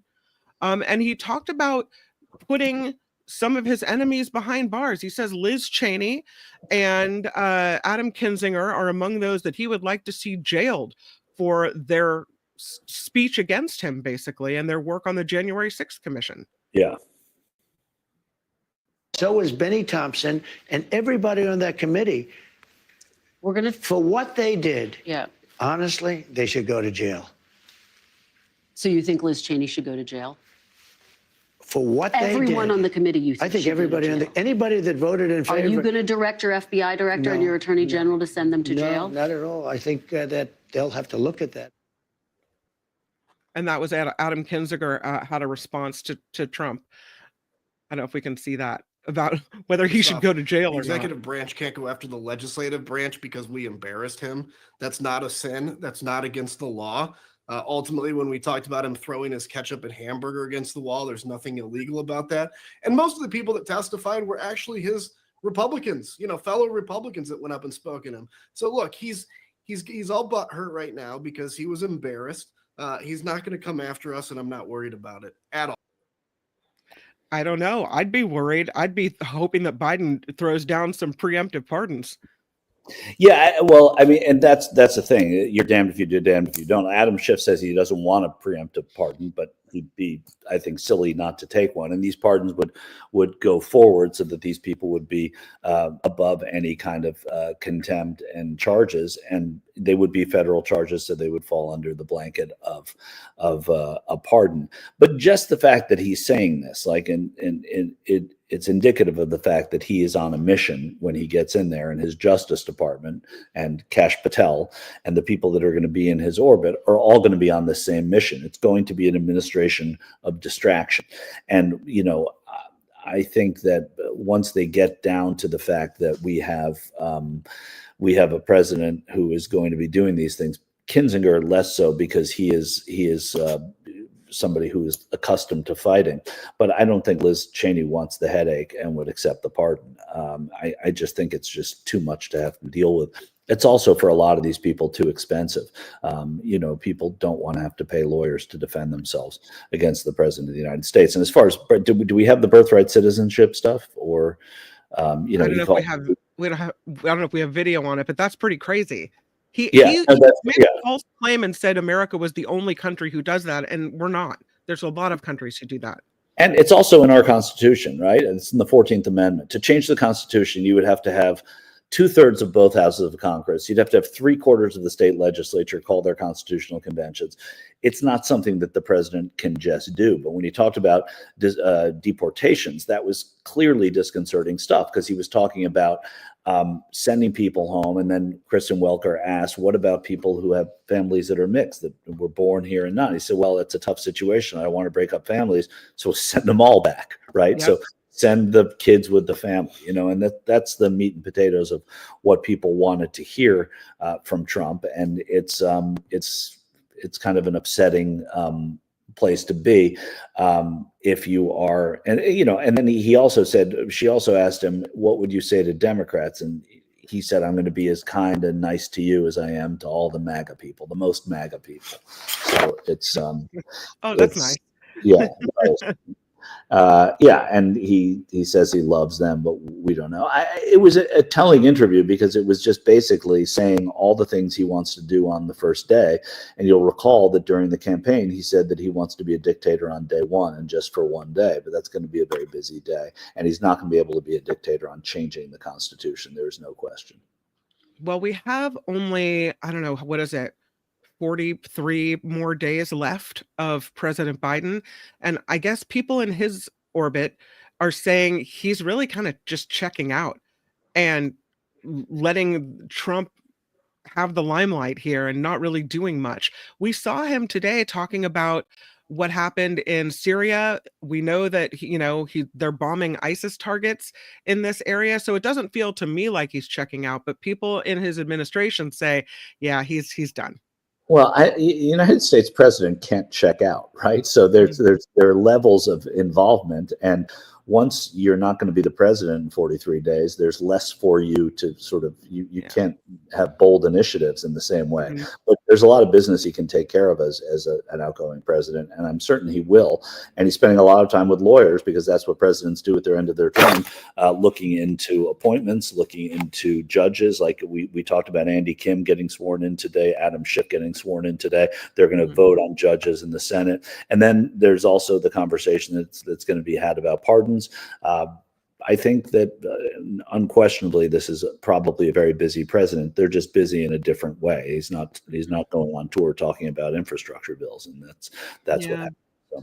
I think we should go. First of all, we'll repeat the top story is that we have someone who looks like a suspect in custody in Altoona, Pennsylvania, certainly being questioned, if not arrested, in the murder of Brian Thompson on the street of New York, the CEO of UnitedHealth.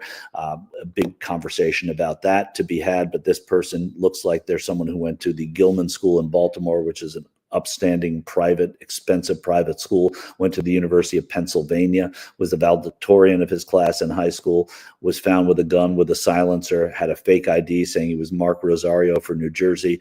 The person who checked into the hostel on the Upper West Side, New York, was Mark Rosario from New Jersey. This seems like they've got their guy. We'll talk about that a little more. We have a guest now on the show to talk about that and so much more. Josh Koskoff, attorney from Connecticut, but well known also for fighting the gun lobby in America, for putting Alex Jones into a pauper's clothes. Josh, welcome to the Mark Thompson Show. Thank you, Michael. Thank you for having me. What is that, a dartboard you have? No, that's not a dartboard. I got a lot of eye candy in my background for your viewers. That's good. So, Josh, there's a ton I want to talk about with you. Let's start with this United Healthcare case. I was talking earlier in the show how I'm loath to ever say that guns are a good thing, but a lot of the conversation around this is that this person shot someone for whom there's very little sympathy, at least for what that person represents and the industry they represent, and that a gun did a good thing this time. I can never say that. Are people making that argument? Yeah, people are making that. People are making the argument that this is a turning point in the way we see healthcare in America, and that the people who perpetrate these crimes against us daily, United Healthcare covering only 33. I don't know if they deny 33% of claims, that they've made people have to pay out the nose for medical care. They've delayed and constantly delayed. And I know that you've been a lot of your career as a malpractice attorney and now fighting guns. This seems to be like your worlds colliding in one case. Yeah, and also my personal experience, Michael, because I'm not a violent person, but the only time I think if I had a gun in my hands that I would have shot somebody was when I was on the phone trying to get my own insurance company to pay for my dad's pancreatic cancer drug, which was ordered by one of the leading cancer doctors in the country. It's from Sloan Kettering, but some faceless numbers cruncher who apparently had a medical degree on the other side of this discussion decided that the Sloan Kettering doctor didn't know what they were talking about. And I actually got thrown out of MSK screaming and just at the end of my rope. So that's an added perspective. And anybody that's gone through fighting with an insurance company, when you're so distraught or worried about a loved one and whether they're going to, in some cases, live or die, and you don't have any reserve at all. It's humiliating. And it's that time when you fully realize the sickness of our healthcare industrial complex. So I have a lot of feelings about that. I also would, just for the record, do not think it's ever the right solution to kill a man in cold blood, no matter how much of a corporate raider or insurance skimmer they are. And certainly that guy who was the CEO, and he didn't create the whole problem. He's a symptom of the problem. Yeah, I mean that's an interesting take. I mean, and that's so right in so many ways. So what do you see happening here? Like, I'm talking about the conversation about healthcare. If this does change the conversation, I likened it to the beginning of World War I, right? When Franz Ferdinand was shot, and that was the shot that started the war. Yeah. Do we look at that and say, this kid is a martyr? I mean, what kind of, he's going to be gone after for first-degree murder, premeditated murder, right? And he's basically going to go to jail for the rest of his life, most likely. I mean, I guess you could debate whether this was a kind of like an ethical killing. I don't think it is by even the most loosest base of ethics. But I think what I could say is that I'm sympathetic to how he felt, and of course I feel his aggrievement, if you will, about the system, and I understand why it could drive somebody to do that. And look, if I hope. I mean, there's nothing we can do. This guy, I don't mean to be disrespectful, but I don't remember his name, but he's not coming back to life. We're not going to undo the shooting. Hopefully it does spark a discussion about what exactly is going on here and how backwards do we have it. I mean, I've always thought that you can live in a thriving, capitalist democracy where there are some things that people don't have to be, arbitraging. Some things you don't have to make profit from, like healthcare. Why should they get any percentage on top of what they're actually paying out? It's a perverse. It's definitely a perverse profit, model, and it does kill. And I know firsthand that it kills people, but everybody knows at least secondhand. Yes, that's true. And most of us know a lot secondhand about it. So it's an interesting case nonetheless. The guy is being sort of lionized in a lot of communities. There are people online who are mad at the McDonald's employee who turned him in because, of course, that's a tough cross. Yeah, you should never hang out too much in the comments section of anything. But that is what you do here. Well, the other thing is that I was thinking is that it kind of captured, putting aside the motive, it also captured our fascination with, with like Hollywood type hit jobs and, superheroes taking on the evil corporations. And I think there was that facet of it. So, I found myself rooting for this guy and really, really wanting to know who he was. Right. I would never have guessed his name was what it was. And he looks like such a kid in the picture. So, but it sounds like, a lot about, I've learned some things just here. Yeah. I mean, I actually asked one of my my young partners here whether where he was last. There he goes. Thursday morning because he has the same kind of eyebrows. Well, it's a good day for your partner because they seem to have someone else who he's cleared. He's cleared. He's off the hook. They can take his picture off the wall. Let's talk about. I want to talk.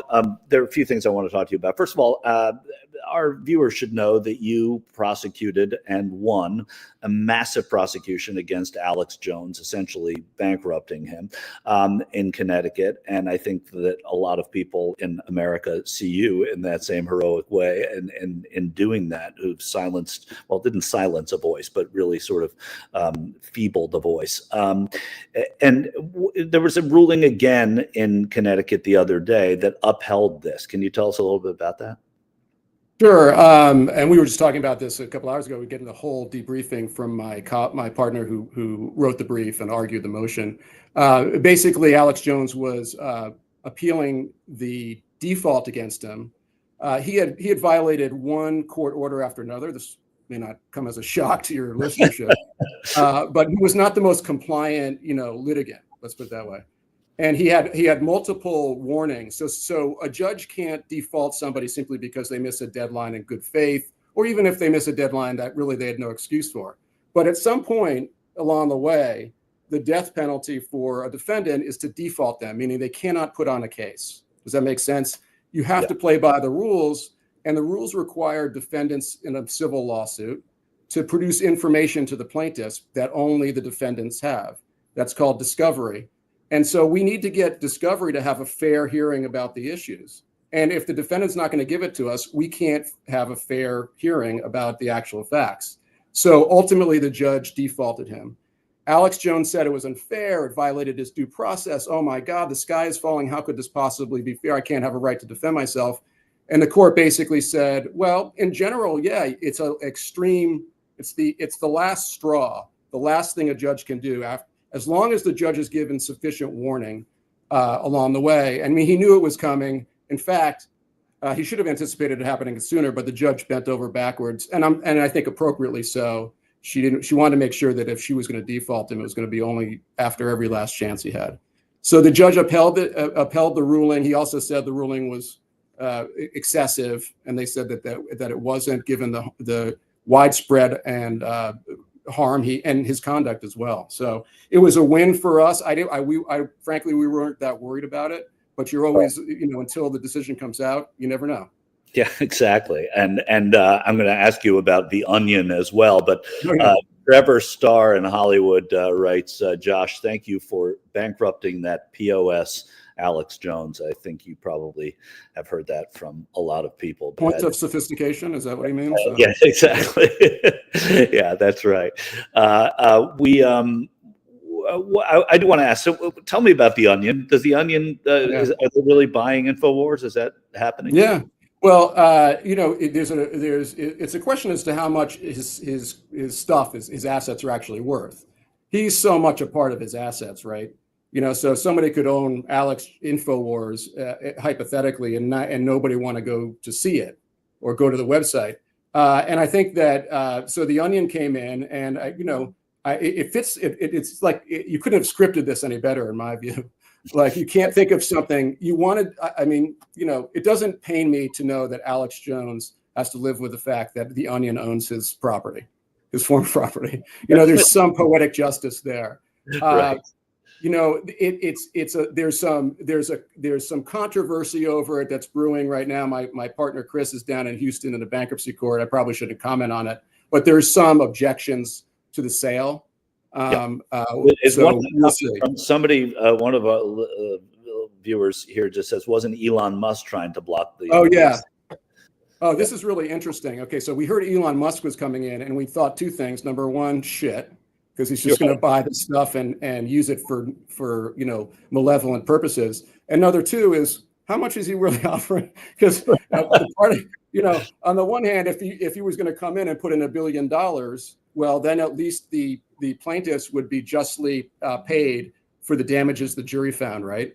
So there would be a silver lining, if you will, of that. But in fact, what Elon Musk was doing, anyway, long story short, what Elon Musk was doing is that he was saying, I don't care what you do with the rest of his stuff, but his handle on Twitter, that belongs to Twitter. It doesn't belong to Alex Jones. And that actually has a lot of implications for beyond this case, I think. Does a Facebook page, does a Twitter handle belong to you or does it belong to Twitter, you or Facebook? And so I find it to be a very kind of an interesting argument, and it could help us to establish that social media companies are not simply bystanders to the content that they are hosting, that they have more of a direct control over them. And that could help us in other cases get through Section 230. Oh, that's interesting. So that could inadvertently, if they win that argument, it could actually come back to haunt them. I think so. I mean, it's a step in the direction of breaking down this BS barrier that social media tries to create between their responsibility and that of the user. Yeah, that is fascinating stuff. All right, well, so we'll leave that alone. And when you just to be specific here, the plaintiffs that you're talking about in the case versus Alex Jones are the families of the Sandy Hook that you represent, the families of the Sandy Hook massacre and killing. Correct. There are two tranches of plaintiffs, if you will, but they all come out of the Sandy Hook shooting, and there's a Texas contingent as well. Great. It was Connecticut and Texas, but the Texas folks lived in Connecticut and lost children in the shooting. Yeah. Vicky and Sausalito echoing, Josh, you are a hero for standing up to Alex Jones. I say you're a hero for standing while doing this show, apparently. Yeah. Thank you, Vicky. So let's talk a little bit about, first of all, there's the case you're working on now. Just give us a little update on what's happening in Uvalde, Texas. You've really become the voice for it's I think probably an accidental place you found yourself, but as being the voice of these horrendous tragedies that happen because of guns in America, and you're also working on the Uvalde case. What's happening? Give me an update. Something interesting. Yeah, well, first of all, I don't know. I thank you. But second of all, I don't know that I call myself the voice. I call myself a lawyer that people call when there's a mass shooting because of my involvement in the Sandy Hook shooting. So just real quickly, simply, everybody's familiar with the Uvalde shooting. If you know one thing about the shooting, you probably think of it, the police response. Mm-hmm. That's the sort of, and in every mass shooting, there's sort of gravity that pulls you in the direction. And Buffalo was the online, hatred. Another case, it might be some other massive problem or just something about the shooting. In Uvalde, the center of gravity seems to always go to the response. And that's one of the cases we have is we represent 17 of the 21 victims and their families and many minors as well who were injured. And we brought 3 lawsuits, but the first one is against some of the law enforcement agencies that responded.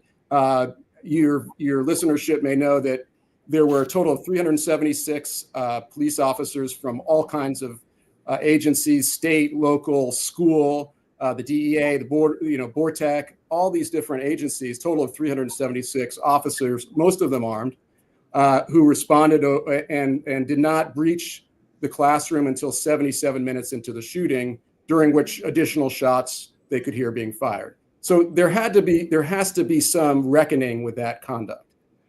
So that's one case.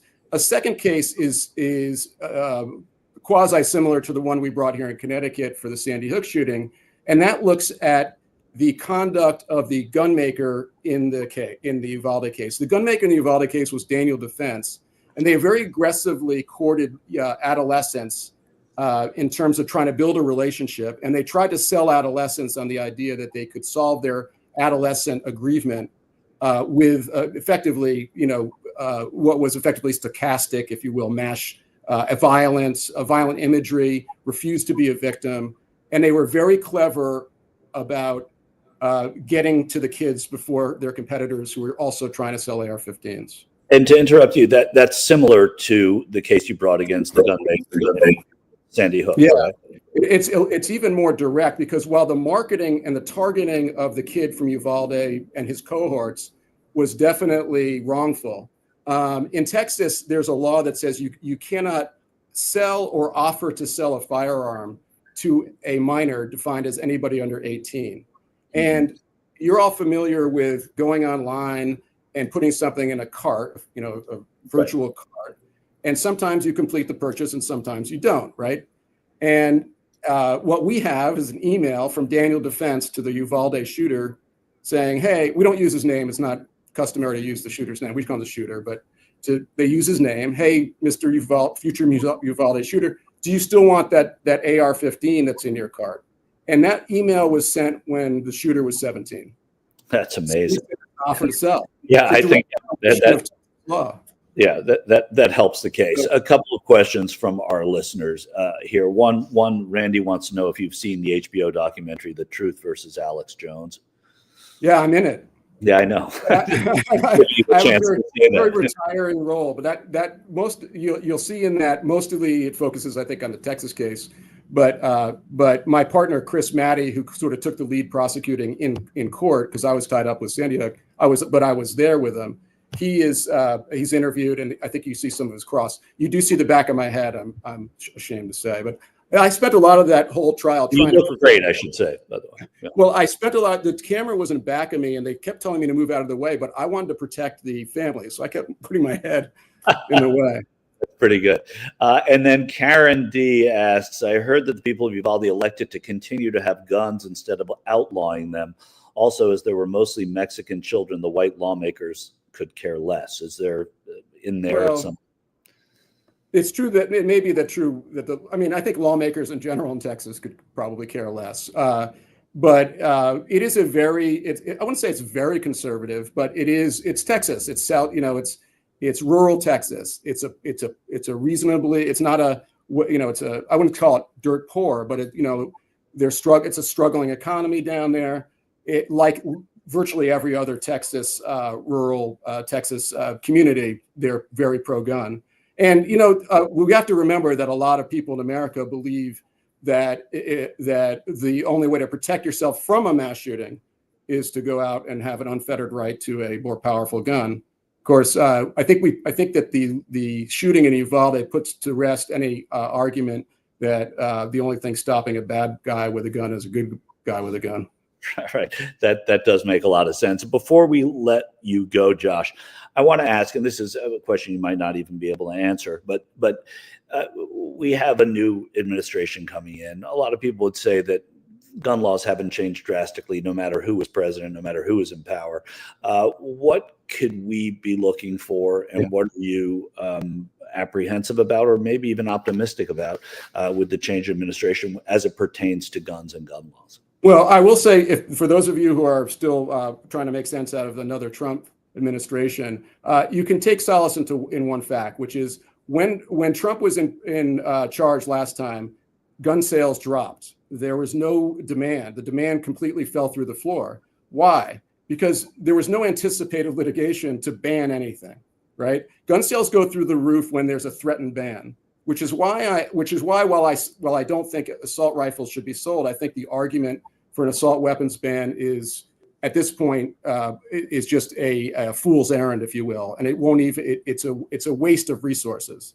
And I think frankly that any more, I credit the people who plug away at Washington D.C., but there's no political solution here in our lifetime, in my view. I was with the Sandy Hook families in 2012 or 2013 after the shooting, and I saw lawmakers, nod their heads and do nothing. I was with the Uvalde families 10 years later, and they couldn't even raise the age to own an AR-15 from 18 to 21, which would have prevented the shooting. So I have no faith in Washington, and anybody that has faith in them is not really paying attention. So there's a lot of wasted time and money there. I think that the solution is finding out who the corporate enablers are and those who subsidize the American gun industry. Let me give you an example. For a gun to get to a store, it has to be shipped, right? A shipping company doesn't have to. They could have a policy that says we're not going to, ship AR-15s. So I'd like to know, does UPS ship AR-15s? If so, I'll use FedEx. But if do they both, I'll find some other shipping company. Another thing that I've been really focused on in a third form of the Uvalde case is finding the corporate enablers who help these gun industry commercial predators reach kids.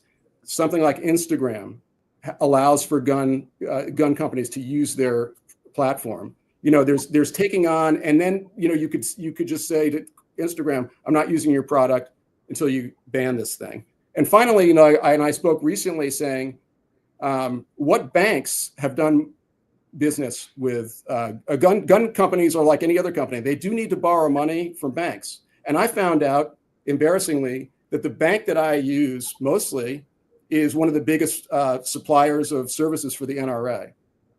And so I'm in the process right now of letting them know in no uncertain terms that they have a choice, which is either to drop out of their relationship with the NRA or they're going to lose my business. And I think they'll make that choice within 3 seconds because I don't. Right, but who knows? I mean, you never know. Look about it, and you say their name after you leave the bank. That's a risk to them.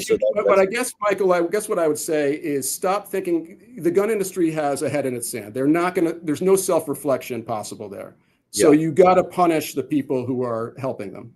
That's a great lesson. And Josh, thanks for for taking on all the representation that you do for these people and for teaching people how to fight against the gun industry rather than just by electing someone who is not really doing all that they say they want to do.